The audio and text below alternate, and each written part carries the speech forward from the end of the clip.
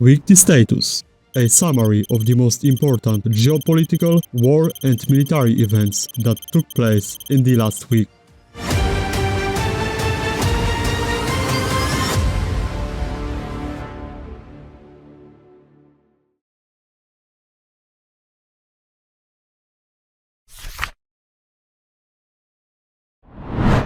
Ukrainian drones struck an electrical substation in Russia-occupied city of Mariupol in southeastern Ukraine, causing power outages in the surrounding areas.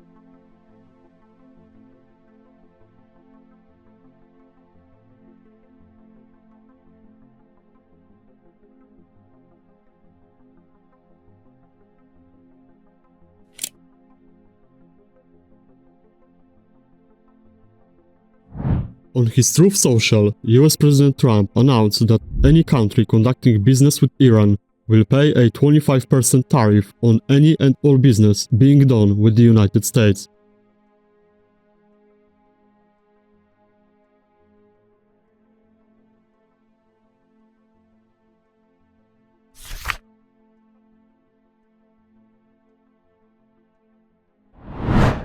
Russia carried out strikes with Iskander ballistic missiles on energy infrastructure in Kyiv, causing problems with electricity in the Ukrainian capital and Kyiv Oblast.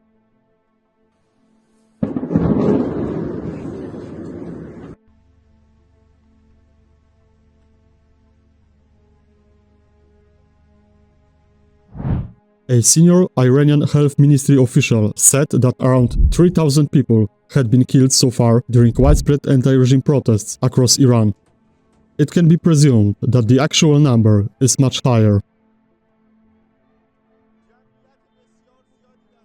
On Tuesday morning, the United States National Security Council convened a meeting to discuss the latest developments around Iran.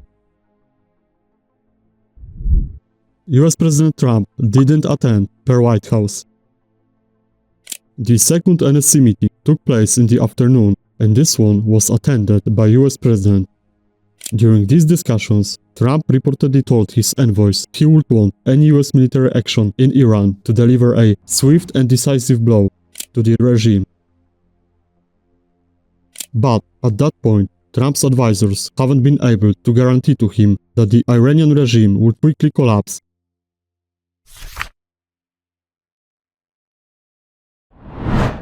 Iran has warned US allies in the Middle East it will strike US bases on their soil if Washington attacks Iran, a senior Iranian official told Reuters on Wednesday.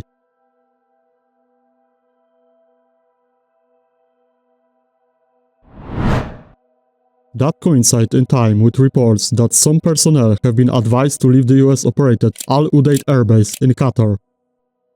It's a posture change and not an ordered evacuation, one of the diplomats told Reuters.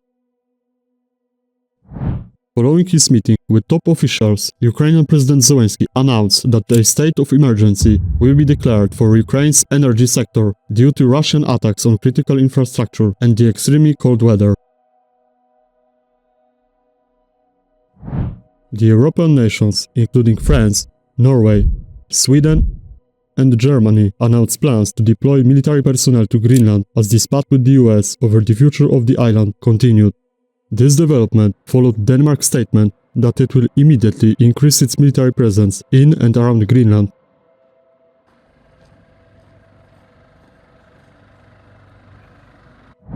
Following the high-level talks with US officials, Danish Foreign Minister Lars Løkke Rasmussen said there still was a fundamental disagreement with the US over Greenland.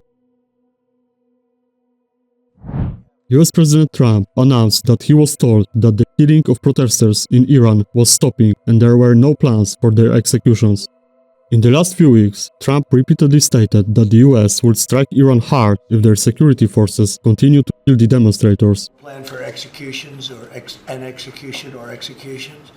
So I've been told that a good authority will find out about it. Iran closed its airspace to all flights except international flights to and from Iran with permission for 2 hours. Despite the widespread feeling that the American attack was now imminent, US strikes on Iran didn't materialize that night.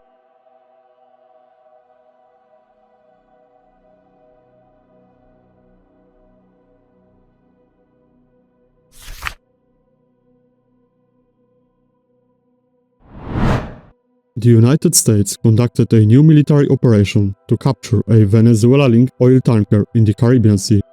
This time, the target was the Russia-flagged Galileo. The vessel, previously sailing under Guyana flag, was recently re-registered in the Russian Federation and renamed from Veronica to Galileo.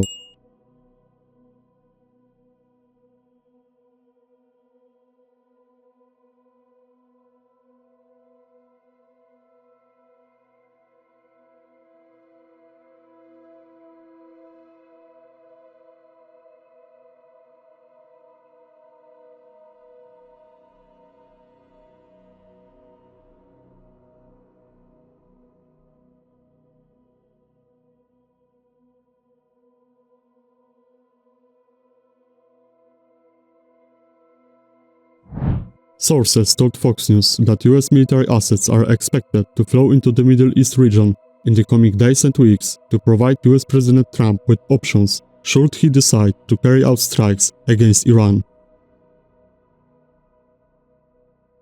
The assets being redeployed included at least one carrier strike group.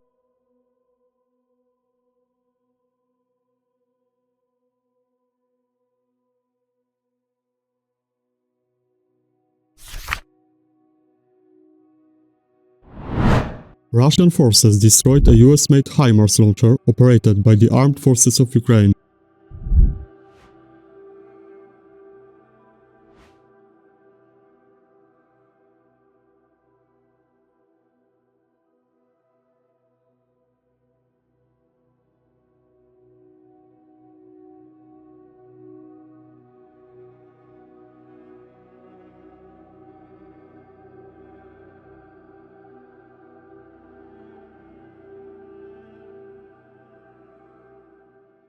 The vehicle was hit by a Russian jet-powered strike drone while moving down a main road in Chernihiv Oblast, northern Ukraine.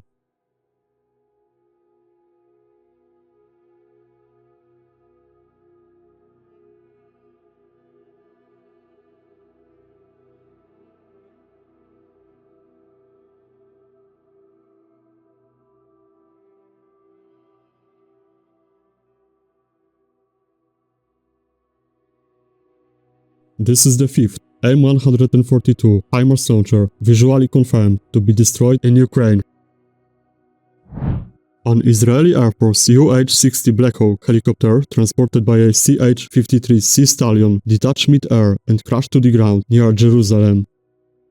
According to Israeli authorities, there were no casualties. The incident is now under official investigation.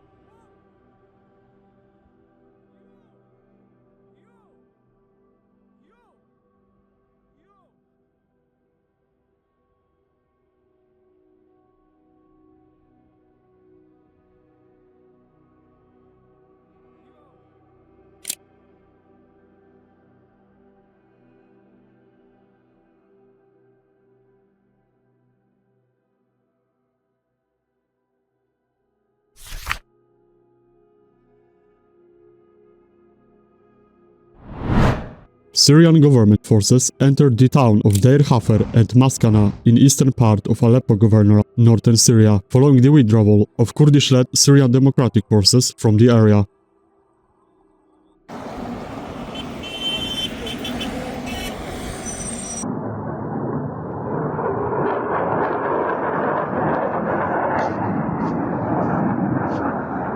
These developments came after the announcement that Syrian government and SDF reached an internationally sponsored agreement.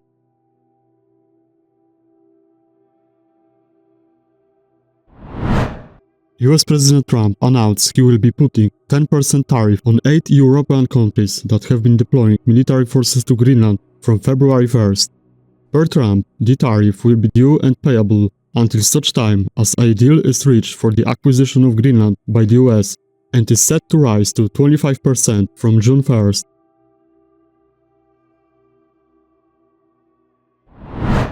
Despite the newly reached deal, armed clashes between Syrian government forces and Kurdish-led Syrian Democratic Forces resumed as Damascus continued the advance into the SDF-controlled areas.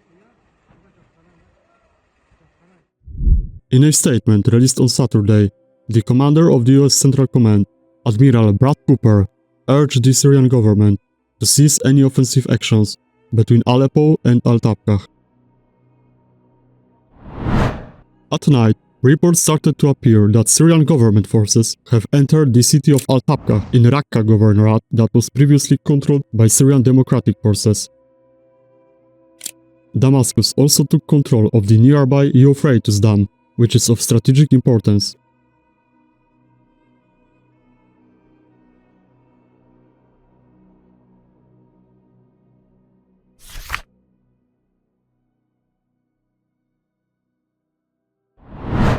The commander-in-chief of the Syrian Democratic Forces, Mazlum Abdi, traveled to the capital of Syria, Damascus, to meet with Syrian President Ahmed al-Shara in an attempt to work out a compromise as armed clashes in northeastern Syria continued.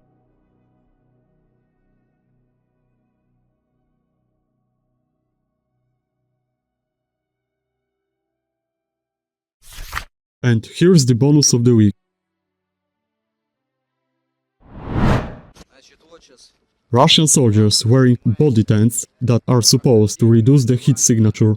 Сворачивание. Значит, у нас есть 10 палаток, и каждая группа по 5 человек. Соответственно, отправляю туда завтра одну с палатками и еще одну на следующий день с палатками. Сейчас дополнительно проведу занятия, как ее сложить, как ее установить. Блять, у одного только, блять, не получается, нахуй. Остальных все возни, блядь. В основном все, блядь, нормально все действует. Долго, правда, ее надевать. И когда надеваешь, ветер ее подымает, блядь. И когда сильный ветер, очень тяжело, блядь, не ходить. Так, в принципе, блядь, неплохо. Ходить, блядь, вопрос закрывается тем, берешь за жесткие ребра, в принципе, она нормально идет. А так вот, если сильный ветер, в том случае начинает перебыхать. Another intense week. And we are still in January, so maybe the next one will be a little bit calmer. I think that nobody would mind. List of the sources is in the description. Thank you for watching, bye for now.